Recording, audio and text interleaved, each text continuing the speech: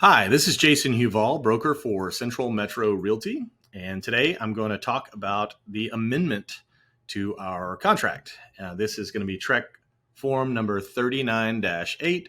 There is the Texas Realtor form on this, which is Form 1903 also. And they give you, I think there's 1903, like A, B, and C, and D, which are if you've already done one amendment and you have to add or modify the price, you'll use the next, amendment number 2, amendment number 3, and so on. But anyways, the point of the video today, I guess what inspired this video today, were agents asking me about if I use this amendment, if I change something on this amendment, do I need to also change it on the contract? And the answer is no. We're not going to go back and change the actual contract. We've already signed and executed. That's why we have these amendments, is so you're going to amend and make changes to that contract using this form. If that answers your question, you can stop right there. I'm going to go through a brief kind of summary and kind of go over a little bit of strategy on this form. But if you change something on this form, it changes it on the contract. And that's kind of what we're doing here. So let me dive right in on this amendment. Pretty straightforward. Here we're going to talk on the property address here at the top, so we can identify which property we're amending. The first section is very straightforward. This is if you have a price adjustment. And typically the first time you see this amendment is during the option period, whenever you have a buyer that's trying to renegotiate terms based on the inspection. Maybe they had a bad dream, I don't know, but something happened that they want to make changes to the contract, and that's kind of a negotiation period, is during that option period, and they're trying to get this done.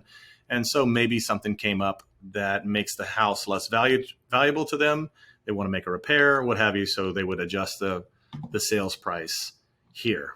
And so keep in mind, if you do make adjustments here to the sales price and you've used a third-party financing form, you're going to have to make adjustments to that third-party financing form as well, which you can use You can use this form to amend under other modifications. And so you can just spell out exactly what you're amending on that form. Item number 2, again, this is really common. In addition to any repairs or treatments otherwise required by the contract, seller at seller's expense shall complete the following repairs and treatments. So as you may know, on the 1-to-4 contract, you can put repairs. You can either accept the property in as-is condition, or you can maybe there was some broken blinds or something that you saw whenever you were on the property that you want to have them repair.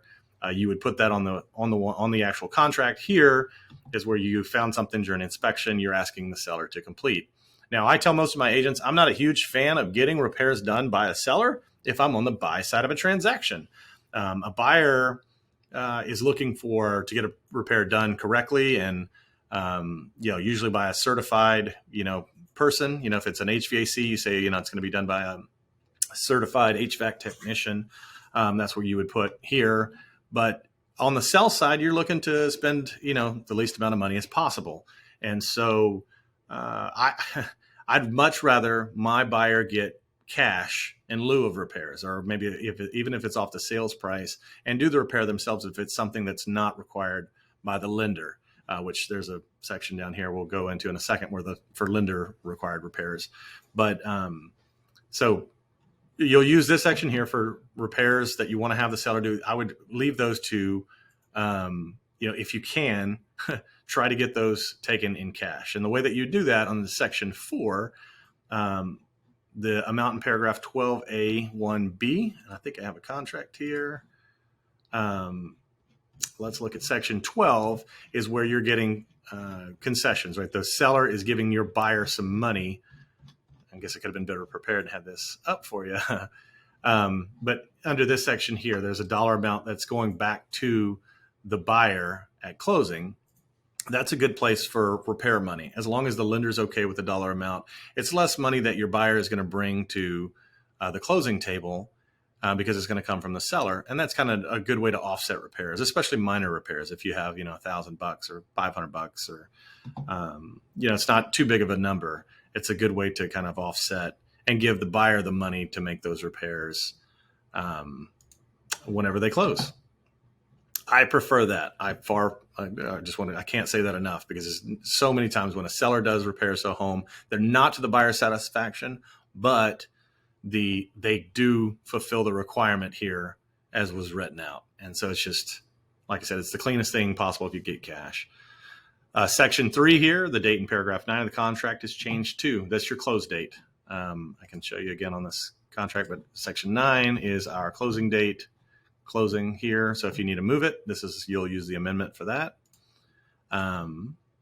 We talked about the 12A, that's your settlement and other expenses. That's a negotiation item, and that can go up or down. You may, but again, you change that entire amount. You're not adding, let's say if you had $2,000 coming back to the buyer in that section, whenever you put a new number, so you put 3,000 here, that's not 3,000 in addition to the 2,000 on the contract. We're actually changing the 2,000 on the original contract to this $3,000 number. Here is for lender required repairs. It says who's paying for those repairs, if it's the seller or the buyer. And then it also requires you to have an itemized list on there. And that'd be, could be, any item that's just something that's required by the lender to do, not something that the buyer is choosing to have done. Like, they really want you to recaulk the windows or maybe some weather stripping or something to make, to satisfy them. Item 7, buyer waives the unrestricted right to terminate the contract for which the option fee was paid. You see, at first glance, why would you even want to waive your option fee? But that's typically as part of a negotiation. If the seller is giving in, if they're giving you some concession, they're making a repair, they're giving some money, and you may have a few days left on your option period or even a day left. They want to see you the buyer completely waive this option fee or unrestricted right to terminate with their option. And so that's when you would check that box. This number 8 has to do with our third-party financing addendum. There's not necessarily a date. So on this is kind of confusing. It says the date for the buyer to give written notice to the seller that buyer cannot obtain buyer approval as set forth in the third-party financing addendum is changed to. Now let's look at our third-party financing addendum. This is this guy right here. This is TREC Form 40-9, third-party financing addendum.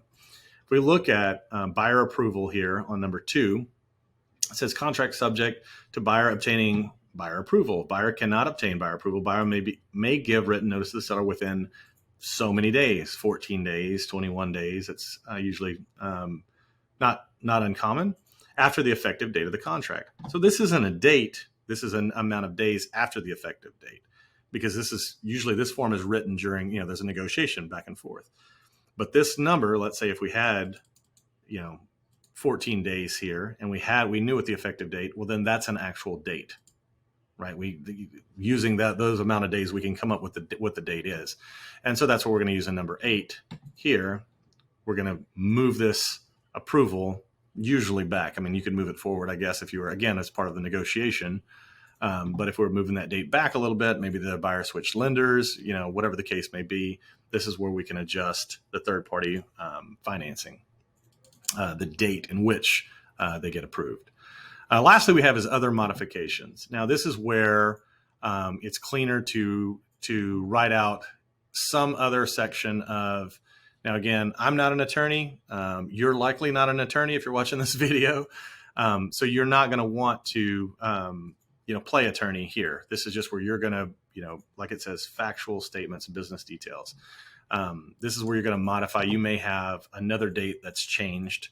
You write the date in this paragraph, such and such has been changed to. I use the exact same language that's already in the amendment, but maybe it's not addressed specifically for a function that I need. There's a handful of different other applications for this. There's many applications rather for this section 9 on the contract. But anyways, that's our amendment in a nutshell. I hope that this video has helped. If you have any questions, you can always call us or email at any time. And thanks so much for watching.